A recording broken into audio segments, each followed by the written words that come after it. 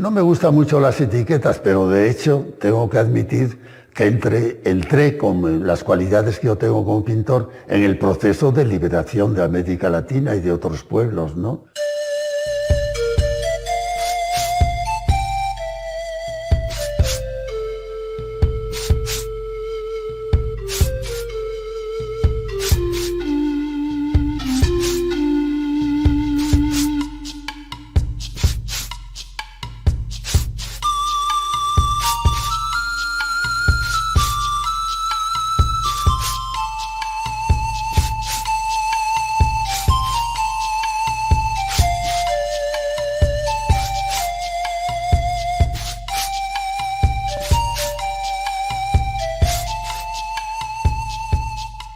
Entonces, sí, mi pintura ciertamente no es un mensaje neutral, es un mensaje que grita libertad, que grita liberación y grita para ser liberada.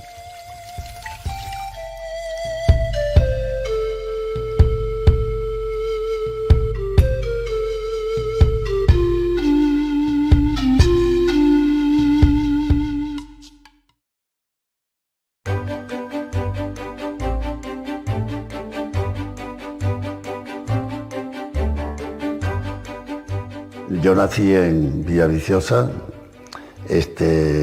parte de una familia de 6 hermanos, pero luego fuimos, por el trabajo de mi padre, a Castilla. Viví en Aranda de Duero, viví en Valladolid nos tocó la parte más fuerte de la guerra, y luego ya fuimos a Gijón a vivir.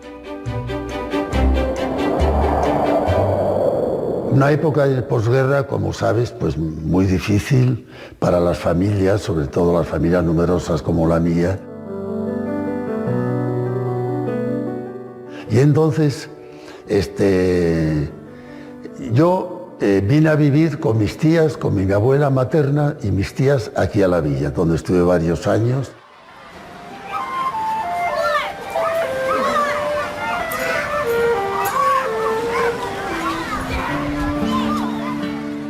Y después de unos años, a los 10 años, ya fui a Gijón a reunirme con el resto de mi familia. Y allí inicié el bachillerato en el colegio Corazón de María de Gijón, ¿no?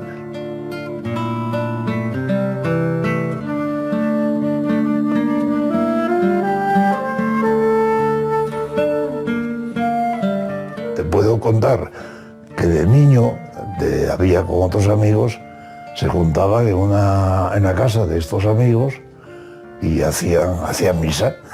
Entonces uno de ellos hacía de cura, otro hacía de monaguillo, otro hacía de predicador, ¿no?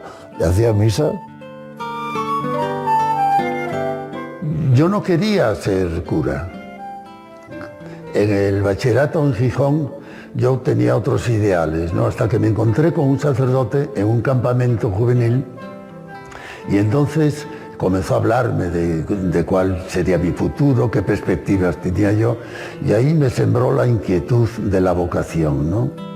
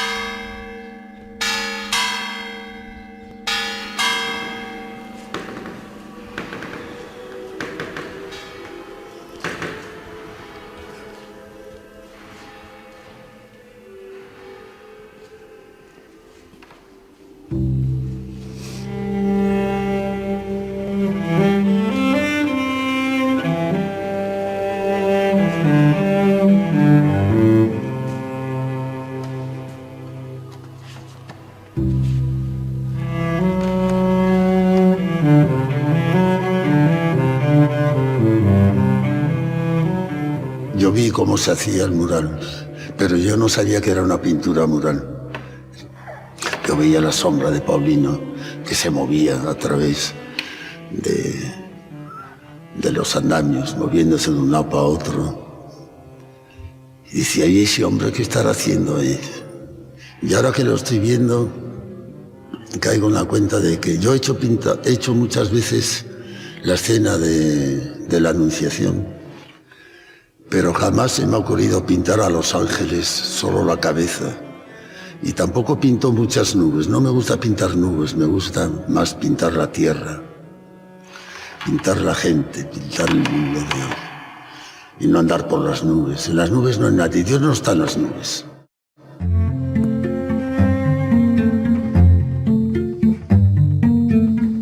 Y recuerdo una vez, una Semana Santa, se hacía lavatorio al comienzo, ¿no?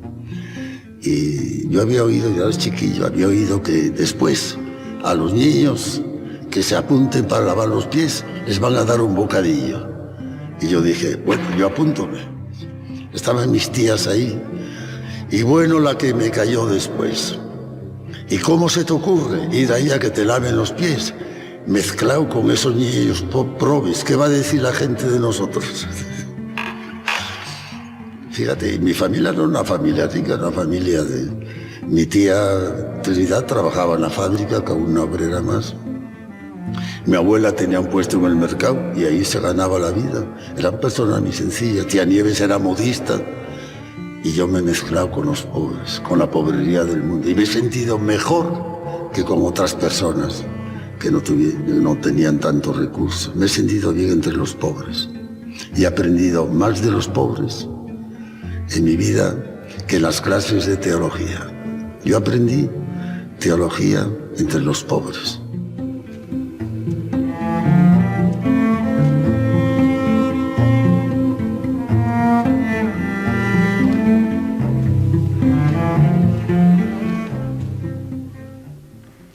Tanto Mino como yo, pues pintábamos en nuestra casa de chavales.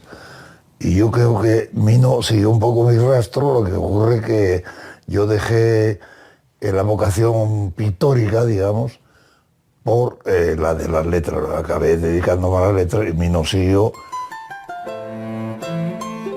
de sus principios, de sus orígenes, digamos, pictóricos, que es este autorretrato, que a mí personalmente me gusta mucho, que es de la época en que él estaba haciendo el teologado.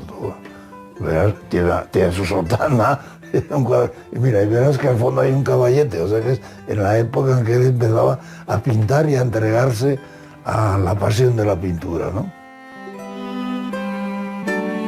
En el bachillerato en Gijón teníamos un profesor de dibujo que había sido militar. Entonces él veía lo que estaba haciendo yo y un día me dice, Cerezo, mejor no vienes a clase porque estás perdiendo el tiempo aquí. Vete y haz paisajes, haz cosas del natural, pero tú no vengas a clase porque pierdes el tiempo. Tú ya sabes todo lo que yo voy a enseñar aquí. Y estando ahí en el seminario, pintó un montón de cuadros. Yo recogí de esa etapa, cuando él se vino a Madrid, yo recogí pues, muchos cuadros de los que él tenía por ahí pintados, que están repartidos por casa de mis hijos, ¿no?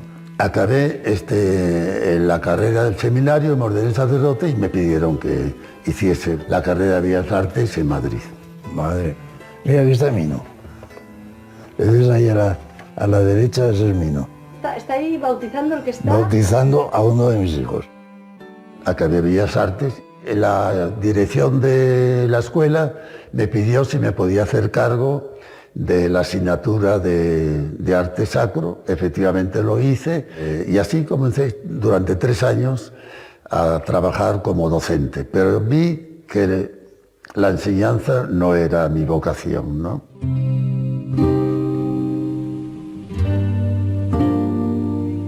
Estando ahí tuve un trabajo en Filipinas.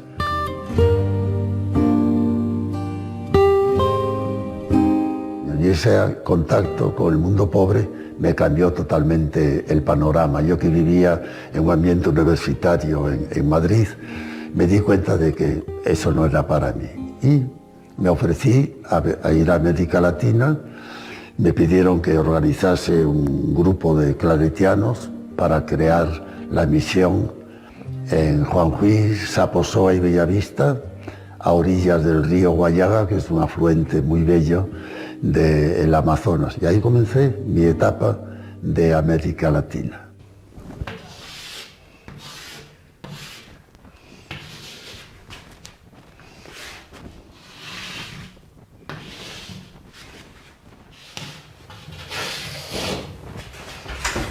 puede. Adelante. Hola, Isolina. En su estudio de Salamanca, donde vive desde 2005, Mino recibe la visita de Isolina. Esto es lo de Nicolás, lo de la Semana Santa, de la villa, del museo. Para el Museo de la Villa. Esta periodista, de Villaviciosa como él, ha dedicado los últimos años a documentar y divulgar su obra. Lo que no sé si el museo tiene espacio suficiente para ver la pintura esta, porque es un lugar estrecho también, ¿no? Isolina está de vuelta de un viaje por Brasil y Perú, siguiendo las huellas del Mino misionero y artista. Lo que pinto es el tema de Maús. Y él aguarda impaciente las noticias que ella trae de allí. Queríamos contarte nuestra aventura.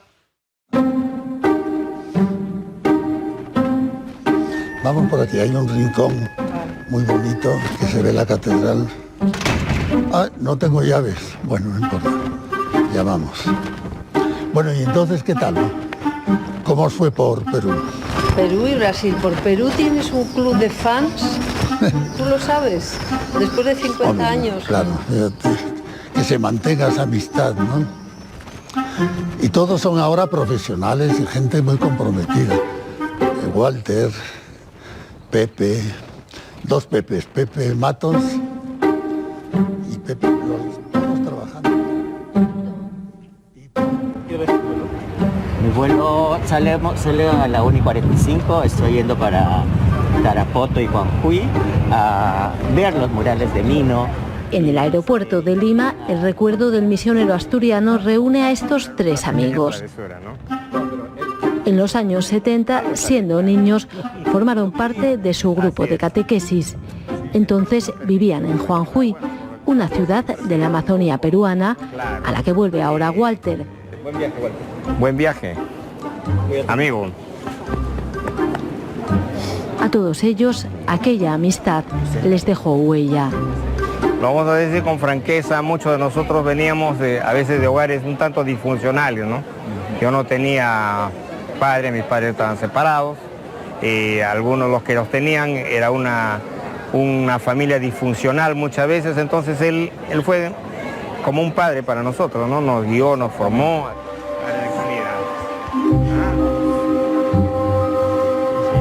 Fue, como dijo Pepe, un padre para nosotros que inculcó una conciencia de trabajo, de lograr vacío, ¿no? Sí, cuando nosotros todavía estábamos en un proceso digamos, de formación, y que yo creo que merecido. Por eso es que hoy, de todos los que estamos todavía y somos muy buenos amigos, hemos logrado, de toda la vida, hemos logrado una posición profesional, ¿no?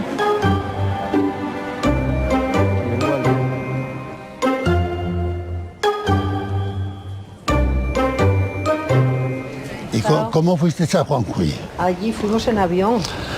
En avión a Tarapoto. A Tarapoto y luego de Tarapoto allí a Juanjuy por carretera. ¿Y quién fue con vosotros? ¿Fue alguno de los Fue Walter. Ah, Walter. Es que Walter es muy detallista. Sí, sí.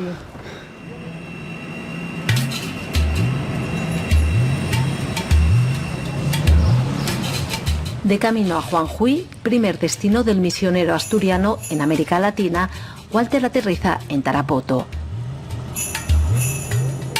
Es la tercera ciudad más poblada de la Amazonía peruana. En rápido crecimiento, su población ronda los 200.000 habitantes. En su iglesia principal pintó Mino en los años 80 un enorme mural que ha sido testigo de los cambios experimentados en la zona.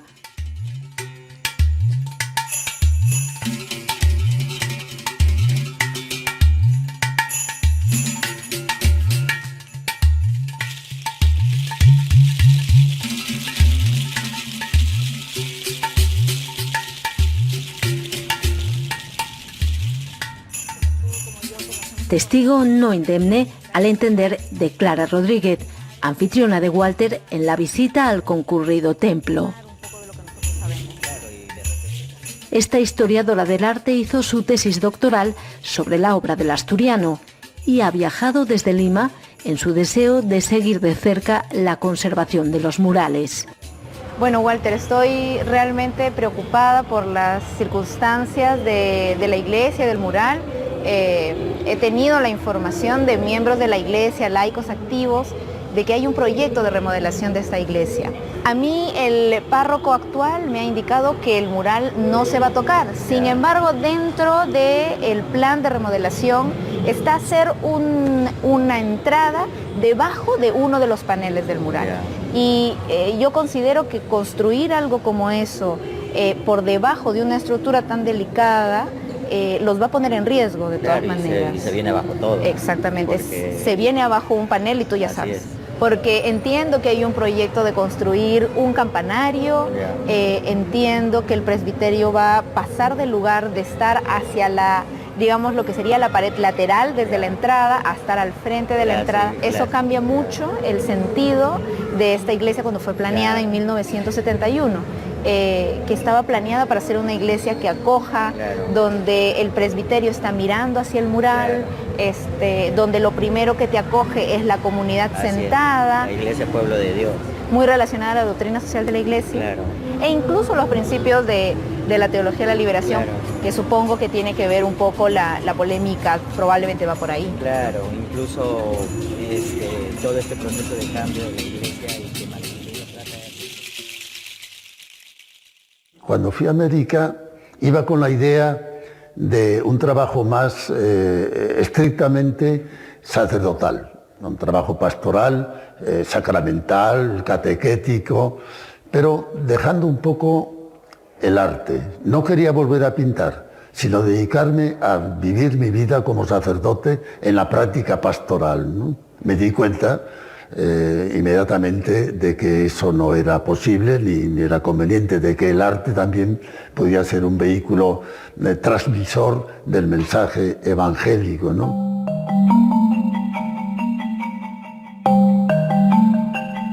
Y esto se lo debo a una sencilla mujer de pueblo que entró en la iglesia de Juanjuy una tarde que yo estaba preparando el altar para la misa y vio aquel mural de 38 metros cuadrados de Historia de la Salvación y lo fue recorriendo todo. Pasó por el Antiguo Testamento, por Adán y Eva, pasó por los profetas, pasó por Jesús, por la Virgen.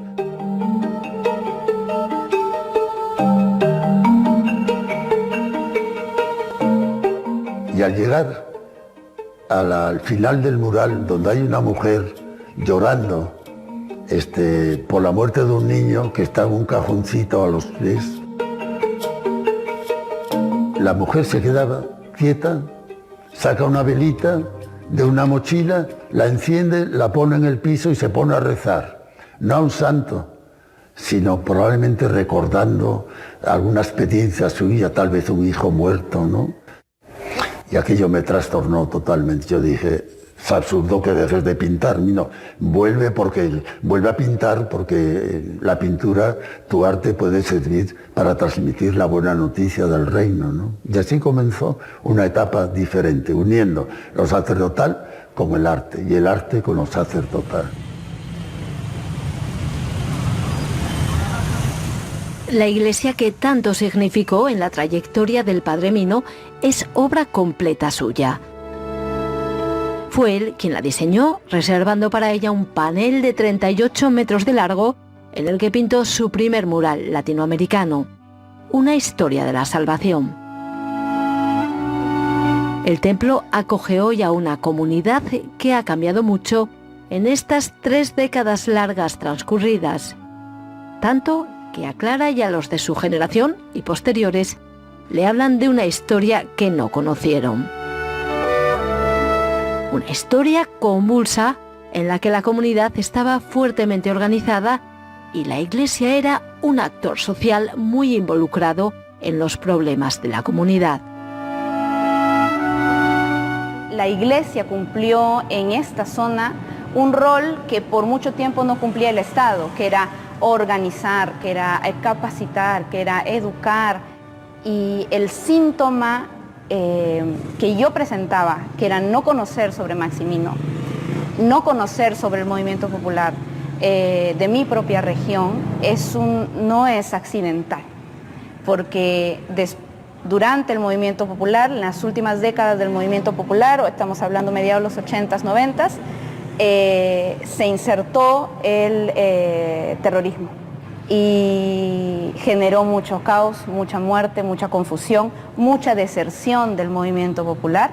Entonces, en 3 décadas lo que ha sucedido es que se borró casi una memoria entera, negada por sus propios actores hasta cierto punto, y obviamente desconocida por completo por la generación que venía. No tenía yo una sola idea sobre eso. Por eso son tan importantes los 2 murales, principalmente el de Juan Juy de Tarapoto para San Martín, de una memoria que no se estudia, no se conoce, no se habla.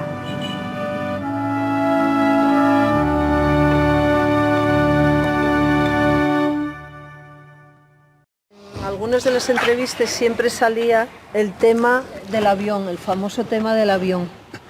Bueno, todo se originó porque entonces el gobierno militar hizo un programa de cultivo de maíz extensivo en todo el departamento de San Martín, comprometiéndose a comprar después el producto. Entonces llegó el momento de la cosecha y nada, el gobierno se desentendió, los campesinos habían llegado a Juanjuy. Lo sucedido entonces sigue vivo en Juanjuy a pesar de los más de 40 años transcurridos. Y no es raro que de cuando en cuando el recuerdo resurja en las conversaciones de quienes lo protagonizaron. Entonces se produjo lo que se esperaba, lo que era previsible, una huelga campesina, una toma de la ciudad de Juanjuy. Diversas delegaciones de los distritos empezaron a llegar y se adueñaron de Juanjuy para demostrar su protesta por esta falta de acopio y por el precio que se pagaba por el maíz. Entonces, niños, los miembros del grupo claretiano formado en torno a la parroquia lo recuerdan bien.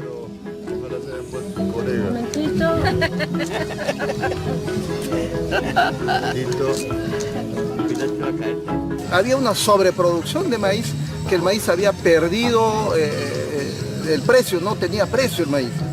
A caballo de 2 continentes, los testimonios de todos ellos nos permiten reconstruir los hechos. Decidimos hacer una huelga y se propuso que alguien fuese el presidente del comité.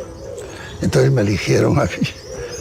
Entonces decidimos, un día, todo un secreto, cuando entrase el avión y ya estuviese estacionado en la terminal, entrar todo el pueblo en la pista, ocuparla, sentarnos y impedir que el avión saliese. Y efectivamente así fue. Tocaron las campanas y la gente asustada, porque las campanas en el pueblo se tocaban cuando había incendio. Entonces la gente salió creyendo que hay incendio y dijeron, no, han tomado el aeropuerto, ¿no? Y en realidad de curiosos nos hemos ido al aeropuerto y también entramos a tomar el aeropuerto y nos quedamos plantados ahí, ¿no? ¿De acuerdo? Habían puesto unos troncos. No, en estas circunstancias, obviamente el Estado tomó sus decisiones y envió a una fuerza policial especializada antiinsurgente llamada los Sinchis, que quisieron hacer el desalojo del aeropuerto incluso usando las armas.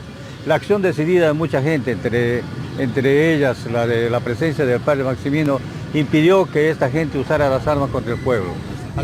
Y el padre Maximino, por ejemplo, con el señor Manuel Meléndez, se iban adelante, ¿no? Los del Humopar, por ejemplo, se ponían los policías, se ponían en posición a dispararle. Y ellos Manuel Meléndez sacaba su camisa, se ponía así, no, mátame a mí, no a mi pueblo. Se ponía al frente del padre Maximino. Fue un lío tremendo, yo tuve que encararme con un oficial. Yo, mira, tú eres cristiano porque veo que llevas una cruz, tú vas a disparar contra esta gente que son hermanos tuyos, peruanos. Lo que queremos es justo, a ver si nos oyen de una vez. Llegamos a un acuerdo con las autoridades y prácticamente el pliego de reclamos que presentamos había sido escuchado el 80% más o menos. Entonces decidimos soltar el avión y que se fuese, y así fue. ¿Y tú corriste peligro ahí? Bueno, sí, bastante, porque como era el presidente del comité de lucha, al que querían eliminar el primero era a mí. Entonces, el pueblo estaba absolutamente apoyándome, ¿no? Entonces, con el pueblo a mi lado, ya nos atrevieron a... Los curas actuales puede que de repente no hubiesen actuado así. No, han sido otros tiempos, ahora hay que adelantarnos a esos procesos sociales, a ese tipo de problemas, y siempre hay que ir con propuestas, con documentos, con papeles para revertir este tipo de cosas.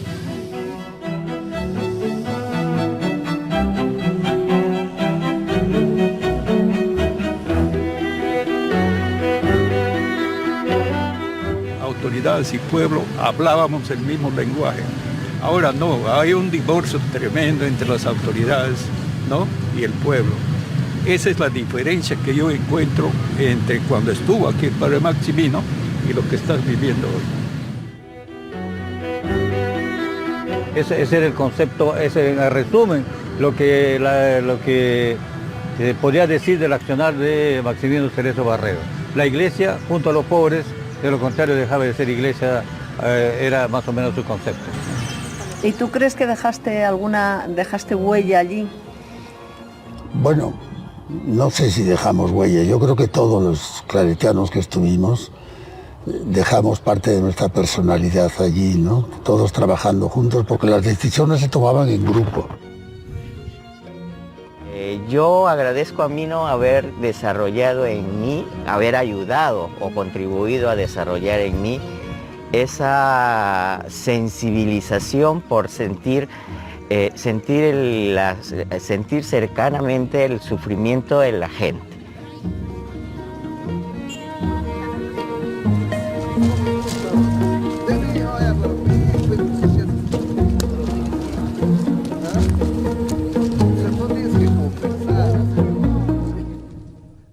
No puedes ser neutral en una situación en que te encuentras con una sociedad dividida visiblemente entre oprimidos y opresores. Tú no puedes quedarte en el medio, tienes que tomar partido, tienes que optar, pero optar no por los que oprimen, sino por los oprimidos, que son los débiles, ¿no? Sin olvidarte de que el opresor también está necesitando ser liberado de su opresión, ¿no? Entonces, la acción por los pobres no es contra los ricos, sino para que los ricos también opten por los pobres, ¿no? El grupo Claret, que éramos un grupo de acólitos, pues eran los monaguillos de la iglesia en Juancuy, pero teníamos un club que habíamos hecho, habíamos formado el grupo Claret. Veníamos a todas las poblaciones aledañas de Juancuy a hacer catequesis.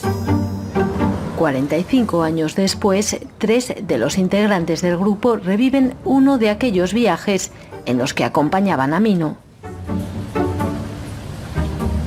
Viajes que les permitían conocer los problemas de la comunidad. Ahí nació el compromiso que orientó sus vidas y que les ha mantenido unidos todo este tiempo. Buenas tardes, Tito. Aquí estamos unos cuantos amigos contigo para, según tu petición, grabarte nuestras voces. Cuando uno a uno empezaron a abandonar Juanjuy para estudiar fuera, Mino les enviaba en una cinta de cassette los mensajes de ánimo del resto del grupo. Aquí hay un montón de gente que quieren hablarte. A ver, chicos, a ver qué les... Adolescentes que hicieron suyas las canciones que Mino y sus compañeros claretianos les enseñaron.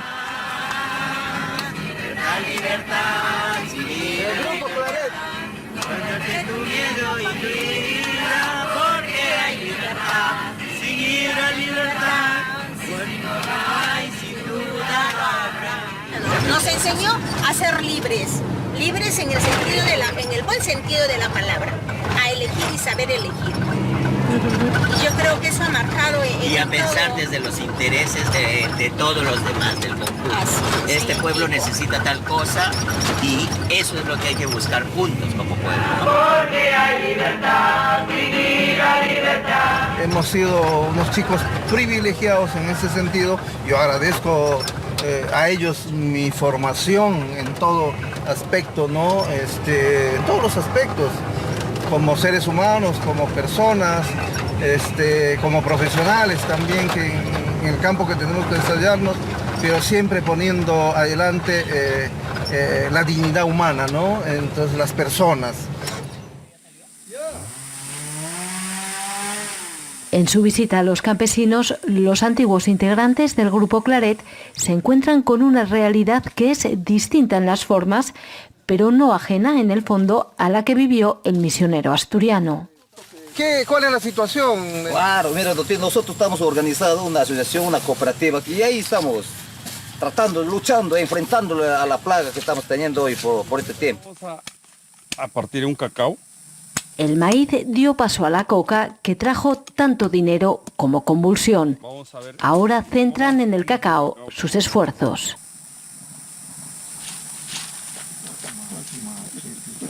Mayormente no tenemos dejado la coca porque se secó la planta.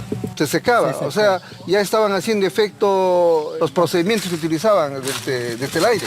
Sí.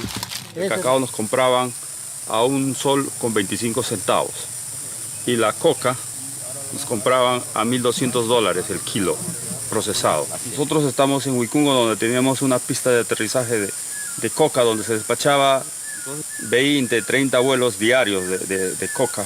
Cada avión llevaba 1,5 toneladas de cocaína.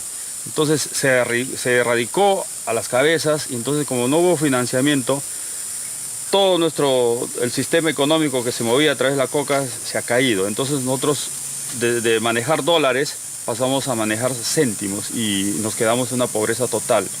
Es ahí donde el gobierno, para salir de esta pobreza, vino con los programas alternativos y no nos quedaba otra que sembrar cacao. Y también no se ha buscado un mercado europeo, porque acá en el Perú nosotros no somos consumidores de chocolate.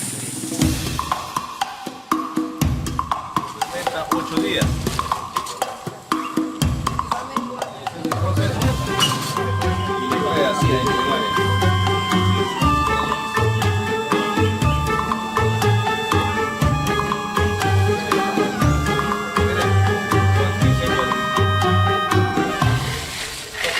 La población está cosechando por lo menos entre 800 o 900 kilos por hectárea, lo que le permite anualmente, lo que le permite a la gente más o menos vivir en condiciones económicas prudencialmente adecuadas, pero no es suficiente.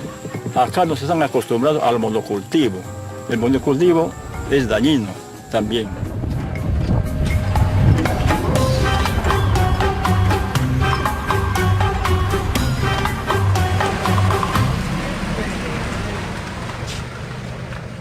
Hay un colegio que lleva el nombre de Mino Cerezo Barrera. Sí, lo sé. Hice gestiones para ver si lo financiaban en la construcción del colegio, pero al final se quedó en nada. La cosa siguió marchando porque el pueblo estaba decidido a tener esa escuela en Juanjuicillo, que es como un barrio de Juanjuy. Y bueno, el colegio está funcionando. ¿Cuántos alumnos tiene en este momento? 500 y formación profesional. Está muy bien. 4...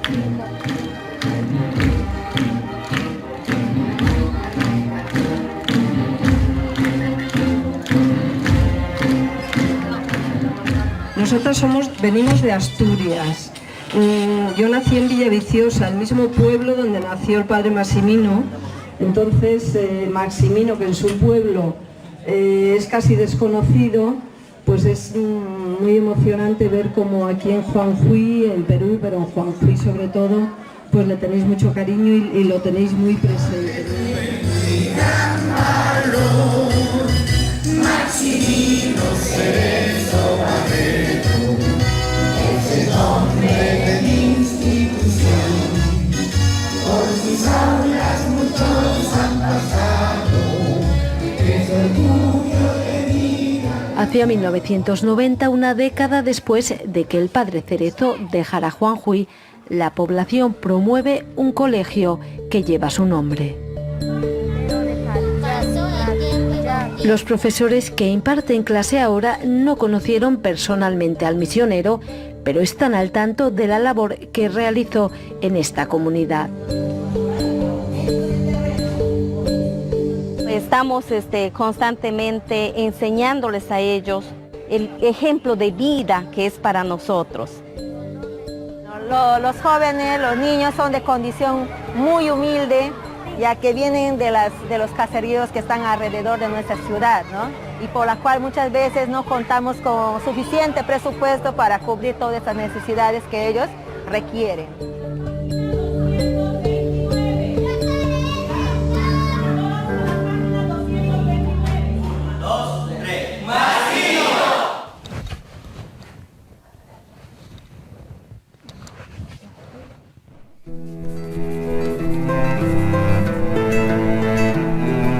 La obra de Mino refleja, a partir de 1980, una nueva realidad. Ese año se ha instalado en Nicaragua, donde aún está vivo el recuerdo de otro asturiano.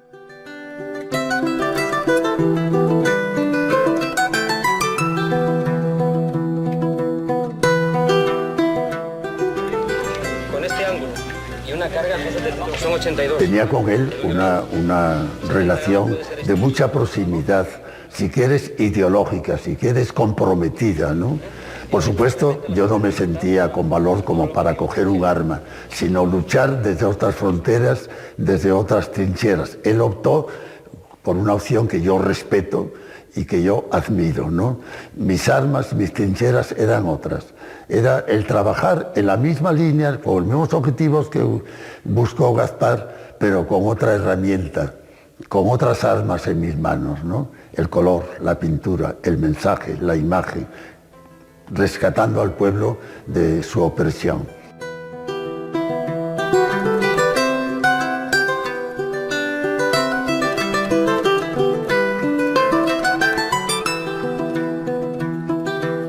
Durante una década apoyará con sus dibujos, primero desde Nicaragua y luego desde Panamá, los procesos revolucionarios centroamericanos, en conflicto con la jerarquía de la Iglesia.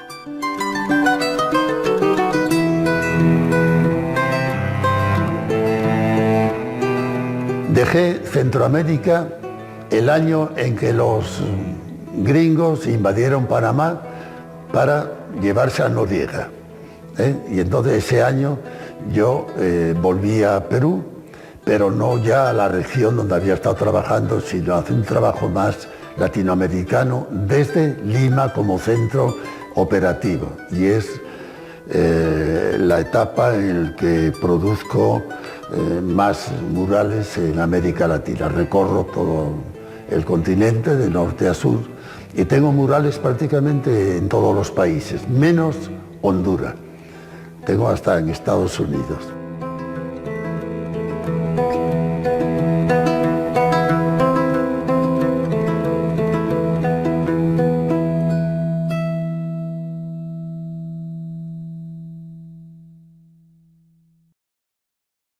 ¿Qué tal la experiencia de Brasil? ¿Cómo lo viste? Ay, buenísimo. Me encantó. ¿Cómo fue el viaje? Llegamos a Cuyabá y de Cuyabá a San Félix en avioneta. En avioneta, 3 horas de avioneta, espectacular por lo que era la selva, que ahora mucha selva está convertida en campos sí, de pasto de ganado.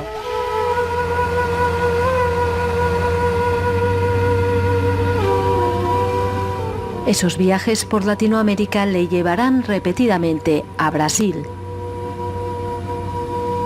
y más concretamente al estado del Mato Grosso. Yo a Brasil fui por mi relación de amistad con Pedro Casaldaliga, obispo de San Félix de Araguaia, ¿no? Pero yo a Pedro le conocía ya desde España. Él se vino a América el 78, como te decía, y yo 2 años después, ¿no? Y desde entonces mantuvimos una permanente comunicación.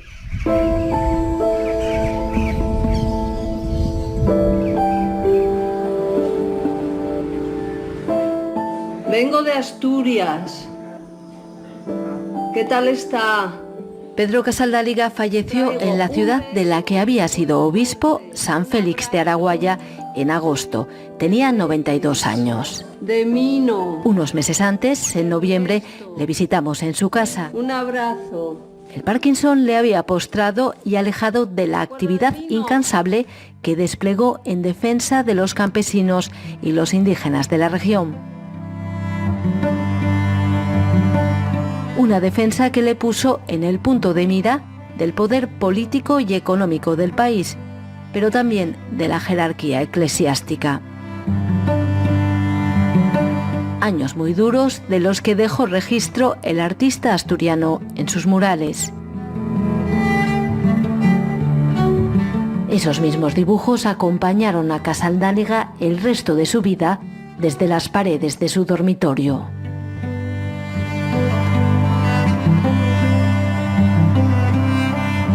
El año 77 visité a Pedro Casaldáliga en Brasil. Estuve con él un año donde la persecución de los militares había sido muy fuerte contra Pedro personalmente y contra la prelacía, donde muchos agentes pastorales de la prelacía habían sido detenidos y amenazados de muerte, ¿no?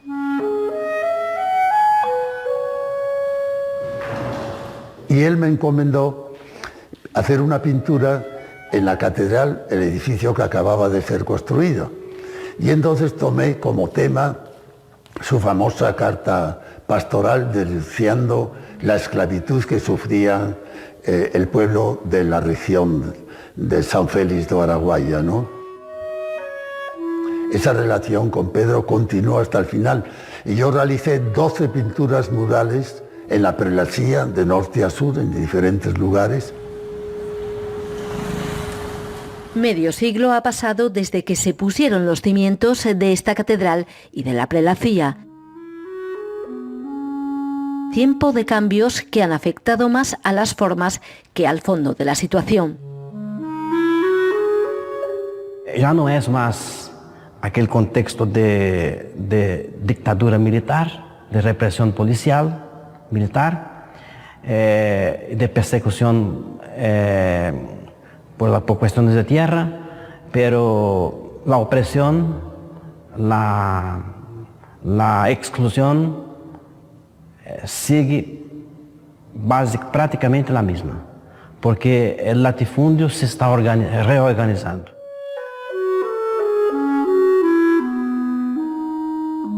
En aquellos tiempos el enemigo era declarado, se veía el rostro. Hoy día el enemigo está difuso, ¿eh? El enemigo son las grandes haciendas de agronegocio, de soya, de algodón, de maíz, ¿no? Entonces, de una manera, la realidad es completamente distinta, pero la situación del pueblo sigue la misma, ¿no?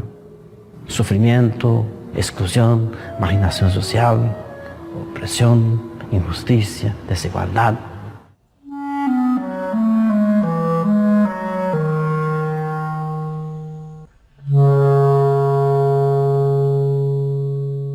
Y nosotros, ¿no?, como Iglesia Católica, como Prelazia de São Félix, nunca estuvimos y nunca estaremos en línea con los poderes políticos y económicos, ni de izquierda ni de derecha.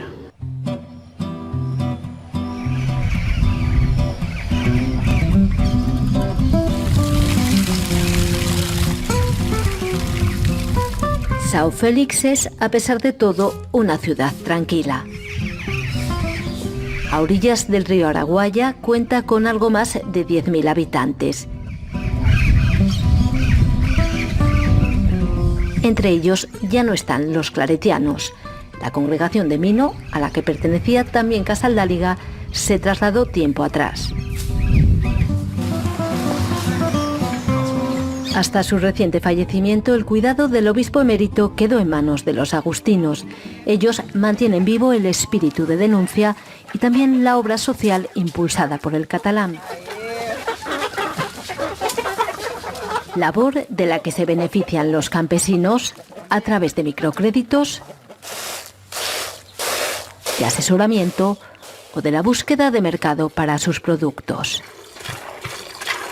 Nos primeiros anos, o foco era, junto com a prelazia, atendiam essas famílias que estavam buscando ficar nessa terra, estavam conquistando a terra, E agora tem essa preocupação de gerar renda para que elas permaneçam aqui na região.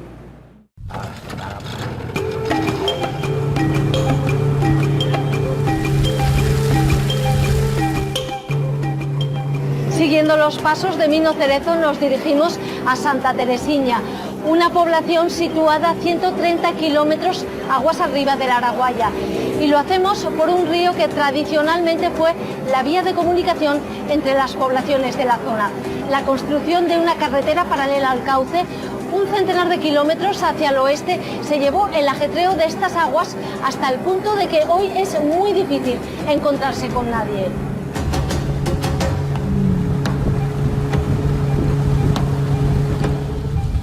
Acompañamos a Félix, conocedor de la obra que Mino realizó en la región. Él prefiere seguir desplazándose por el Araguaia. Así lo ha hecho este sacerdote agustino los 40 años que lleva aquí. Un tiempo en el que la sábana tropical que atravesamos menguó para dejar espacio a haciendas de cientos de kilómetros de extensión. Enormes graneros que alimentan a consumidores de otros continentes, pero que se lo ponen muy difícil a quienes habitan estas tierras. Ahora, como las facendas, lo que más producen es soja y maíz, todo a base de agrotóxicos para vender a Estados Unidos. Han hecho carreteras que llevan toda la producción de soja. De ahí que la importancia que tiene en que el mundo, la Iglesia concretamente, tome conciencia de este mundo amazónico que está en manos de poderosísimos terratenientes y que los indios están pasando con muchas dificultades.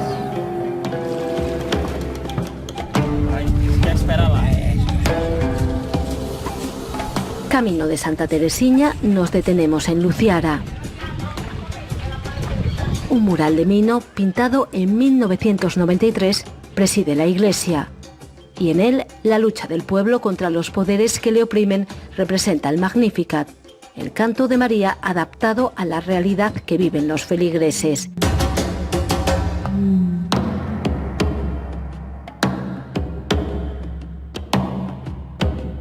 Un ejemplo, dice el misionero, de cómo es posible leer el Evangelio desde el aquí y ahora.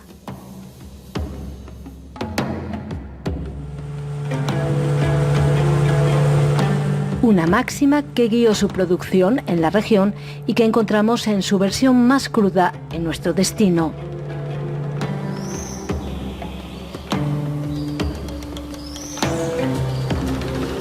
Esta ermita de Santa Teresiña, unida al recuerdo de un sacerdote francés expulsado del país y luego asesinado por su defensa de los campesinos.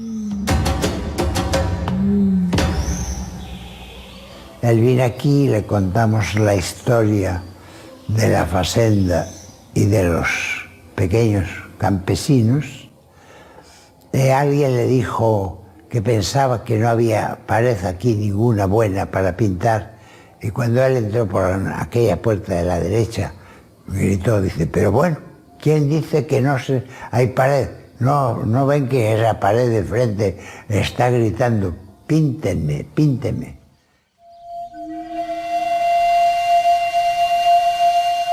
Mino se inspiró en un episodio real, la destrucción a manos de los latifundistas del dispensario médico construido por los campesinos.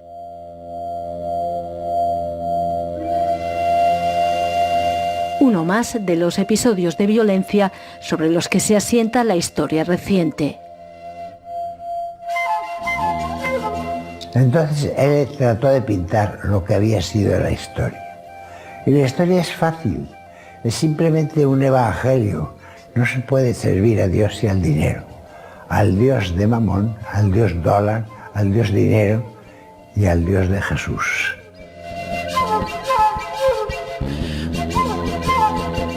Y esa pintura, sobre todo esa pintura de los campesinos, cuando uno la veía, decía, si parece, esta parece fulano, esta parece fulano. Realmente dibujó lo que era el pueblo.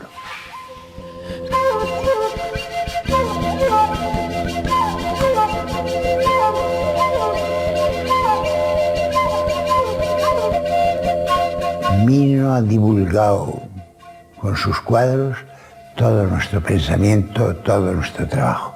Esa divulgación ha sido importantísima, fundamental, y que nosotros agradecemos a Mino.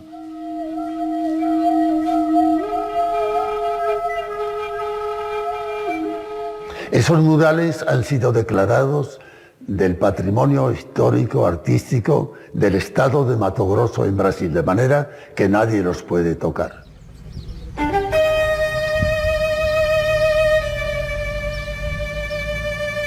Uno de los más importantes es el que pinté recordando el martirio del pueblo latinoamericano a partir del asesinato de Jean Bosco Munier, un jesuita que mataron delante de Pedro Casaldáliga, que recojo la anécdota de la muerte y del asesinato de Joan Bosco Munier, pero al mismo tiempo sitúo en el mural a otros mártires brasileños y latinoamericanos.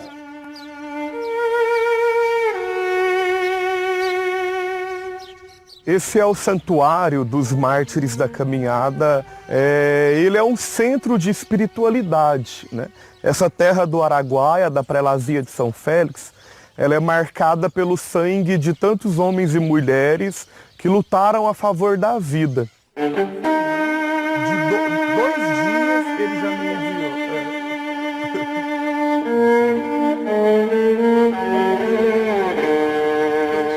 São Dom Romero, né, de vermelho, representando os mártires da América Latina.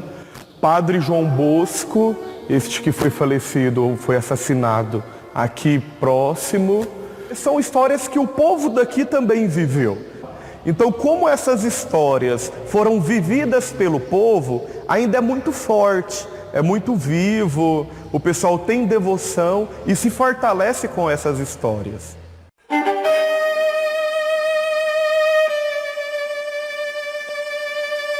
Parece mentira que un mural como este, que tan brutal, esté en la iglesia en un retablo, porque esto a todos los efectos este mural sería el retablo de una catedral gótica o de una iglesia románica o prerrománica.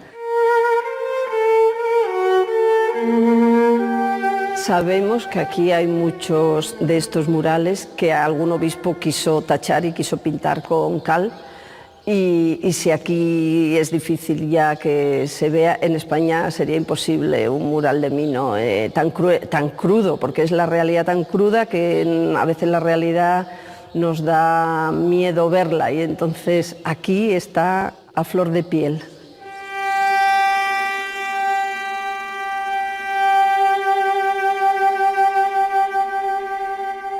Digamos que tú aquí estabas en una línea más conservadora, más relajada, y al llegar allí te cambió, viste lo que era. Sí, bueno, yo siempre fui porque quería una cosa diferente, ¿no? Y allí poco a poco fuimos procurando crear núcleos de responsabilidad cristiana, comunidades cristianas en cada población, no solo que se reuniesen para celebrar las fiestas patronales, sino... ¿Y eso es la teología de la liberación, digamos? Bueno, sí, nos inspiró bastante el pensamiento teológico de los teólogos de la liberación, que no solo era teología, sino era acción pastoral, era cambio social, era acompañamiento del pueblo en sus luchas, en sus reivindicaciones, todo ese conjunto de cosas, ¿no? Que fue muy interesante, una experiencia fundamental.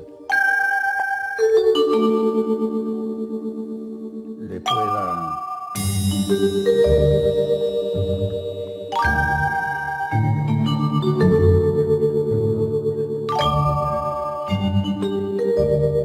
Yo volví a España el año 2005.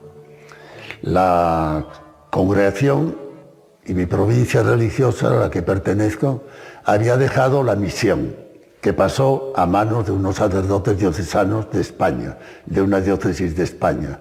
Entonces yo consideré que mi presencia física, no espiritual, sino física, en América Latina había llegado a un punto límite, ¿no?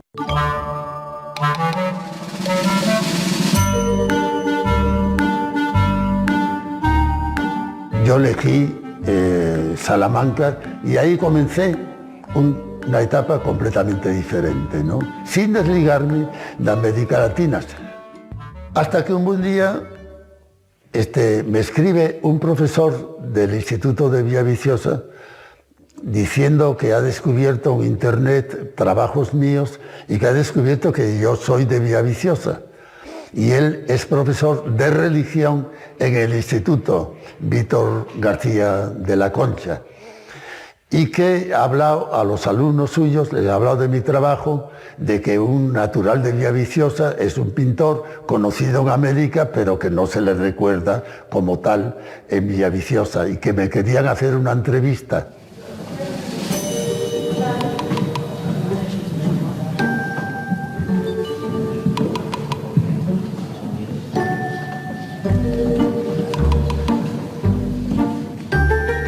Y él nos respondió pronto, con un texto precioso, que estamos, bueno, pues pensamos en un mino que utiliza pues, el pincel, que plasma en sus cuadros toda su creatividad, pero también descubrí que tiene una gran sensibilidad también para escribir.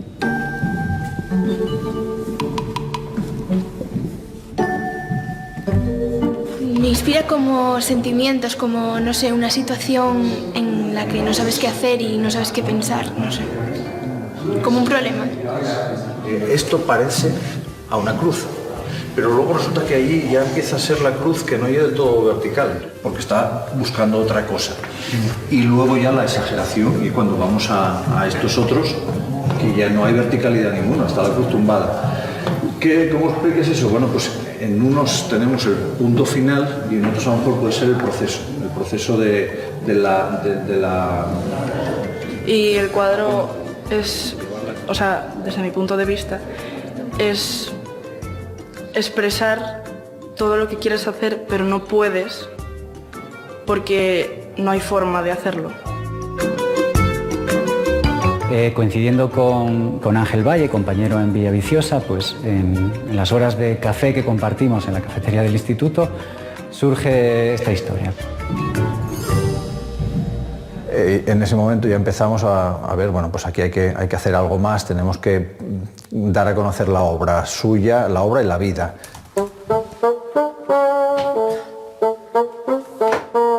Y entonces en el proyecto se embarca Isolina Cueli, que lo trata, lo conoce, lee los cientos de páginas que hay sobre su trabajo en América fundamentalmente, y eso va dando lugar a lo que fue el cuaderno 29 de la Asociación Cubera.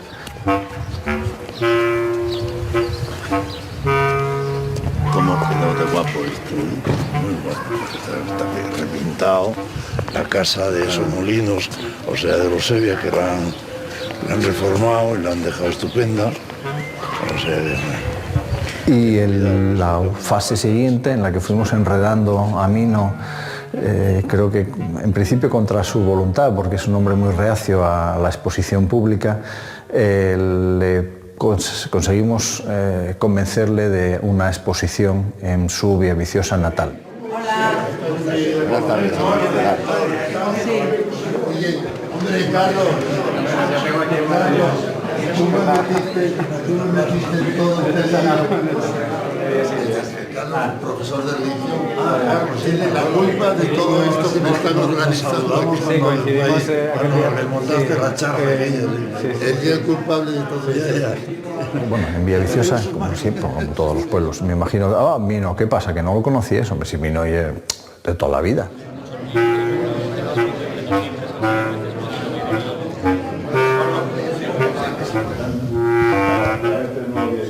Gracias al pueblo de Villaviciosa.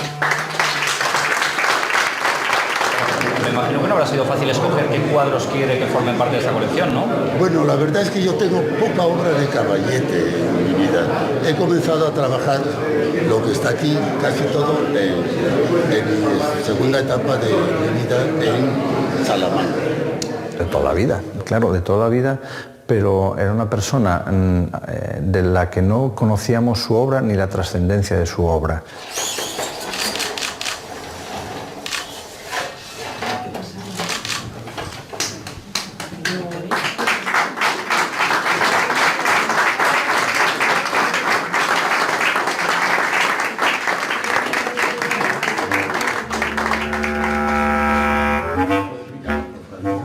Entonces, ahí comenzó todo mi reencuentro con este lugar que yo quiero mucho, que es Villaviciosa, donde nací y donde pasé los mejores años de mi infancia, ¿no?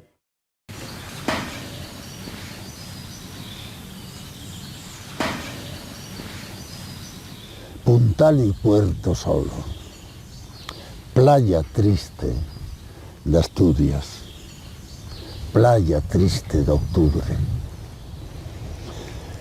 donde el dolor dolía con gritos de resaca y a veces mar bravía, mansa y traidora, llega hasta el mar la ría, oliendo a tamarindo,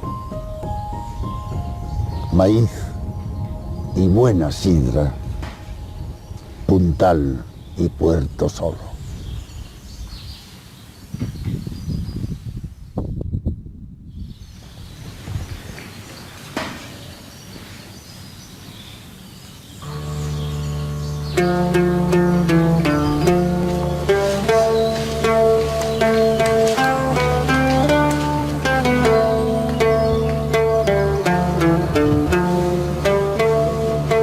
El redescubrimiento de este asturiano que ha dejado huella en lugares lejanos se produjo antes en este lugar, un albergue del Camino de Santiago en Güemes, Cantabria.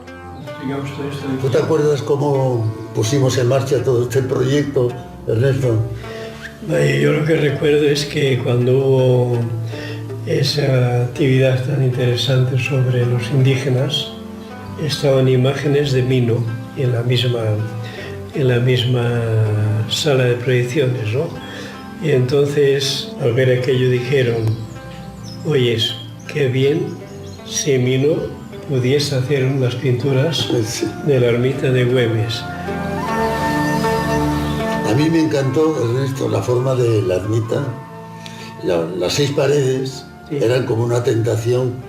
Y luego el proyecto como que fue surgiendo a partir de lo que tú habías escrito en los carteles aquí, ¿no? Lo conversamos, ¿verdad? Te mandé los bocetos después, al poco tiempo. Sí. Recuerdo perfectamente, cierra la puerta, pone una cortina, pone un caballete ahí y empiezas a pintar. Y aquí no puede entrar nadie. Y al cabo de una semana, todo contento, Mino, abre la puerta y aparece todo esto. ¿Te acuerdas que hablamos mucho del primer mural? Sí. Una sociedad alienada y personas descontentas que dicen esto no funciona. Tenemos que buscar caminos nuevos donde la persona sea liberada. Esas 2 manos están diciendo, este es el camino de la vida, para liberarnos de esa sociedad que criticamos. Comenzar a caminar descalzos y recorrer el camino de la vida desposeyéndose, ligeros de equipaje, ¿no?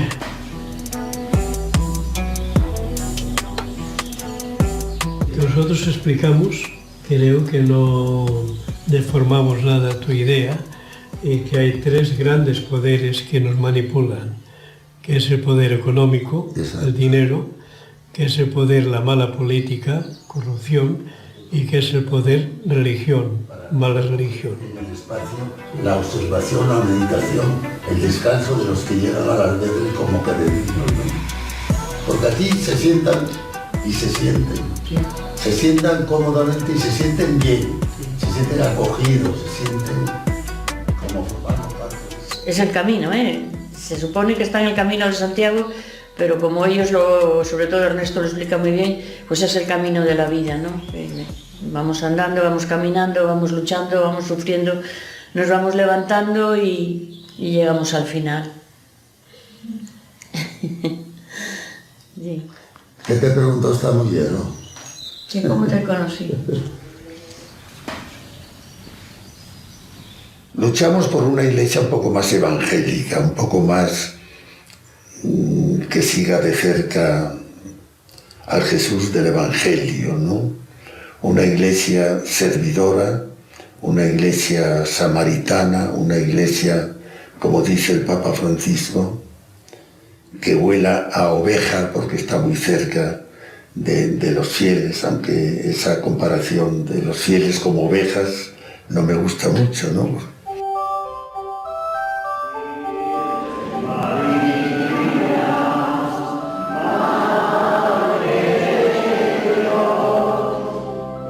Es el mensaje que llega a los feligreses de esta iglesia de León, en la que el asturiano ha trabajado intensamente y que visita con frecuencia.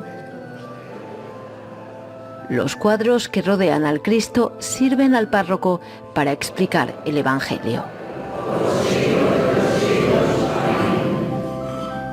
Yo vi que el pueblo entraba en las iglesias con sus pinturas y el protagonista era el pueblo, con Jesús por supuesto, pero era el pueblo. Eso a mí me impresionó mucho, o sea, vi como que él en sus manos, en sus pinceles estaba el Evangelio y estaba la realidad social.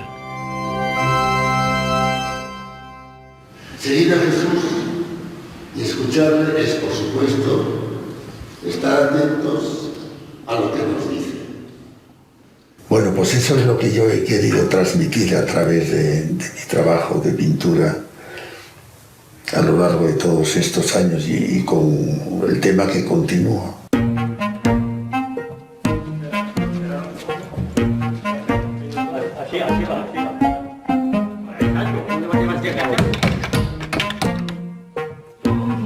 Pues este mural es la escena de los discípulos de Emaús. Y llegó aquí, bueno, pues porque cuando nacimos a Mino y tal, yo enseguida pensé, ¿cómo puede ser que una persona como Mino no tenga aquí una obra importante en la villa?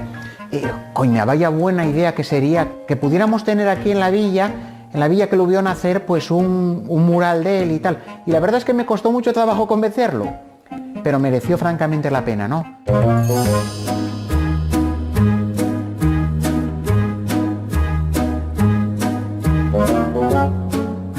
Lo de Mino aquí en la villa fue un total descubrimiento, era una cosa, ¿cómo puede ser con esa trayectoria tan larguísima en América Latina, ayudando a unos a otros, con la cantidad de obra en medio mundo, y aquí en Villaviciosa no supiésemos nada? Yo a veces sí lo comento a él, digo, Mino, qué suerte haber podido conocerte, oye.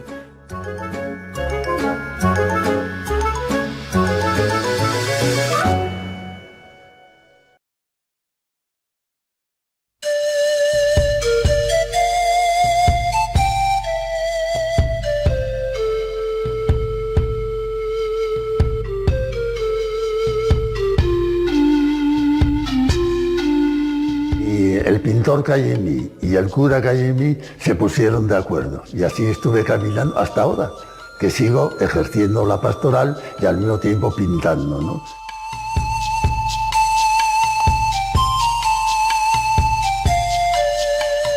Estoy simultaneando lo figurativo con encargos que me piden y piden al pintor Cerezo de la Liberación, con el trabajo de estudio un poco más liberado y de descubrimiento del arte por el arte, ¿no?